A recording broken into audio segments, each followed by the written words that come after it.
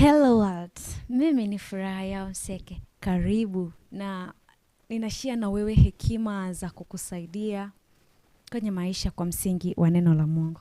Today I want to speak about something and I'm going to preach it against what you have been already heard, something so known as delay is not denial.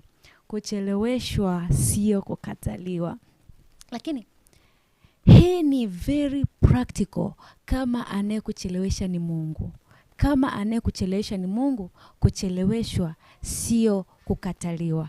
Kama anayekuchelewesha si Mungu, yani ni wewe na uzembe wako, ni wewe na mazingira yanayokuzunguka, kucheleweshwa ni kukataliwa. I'm going to stick on one place. Kucheleweshwa sio kukataliwa, kwamba ni Mungu amekusubirisha. Kwa kitabu cha Yohana sura ya 11, Yohana 11 mstari wa 32, Biblia inasema, basi Mariam alipofika pale alipokuwako Yesu na kumwona, alianguka miguuni pake akamwambia, Bwana, kama ungalikuwapo hapa, ndugu yangu hangalikufa.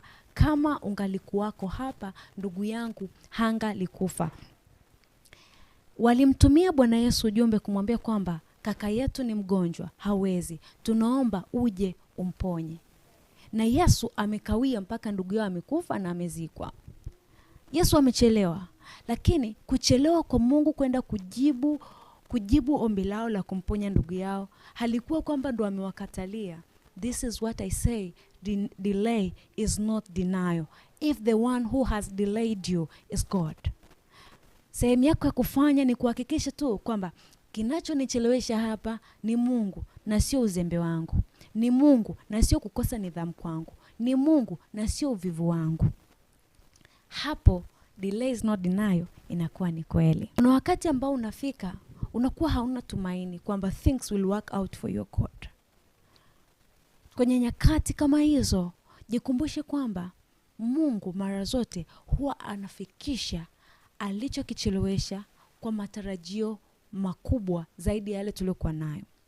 Mtumishi mmoja wa Mungu akasema, God comes big when he comes late. Mungu anakuja kwa ukubwa anapokuwa amechelewa.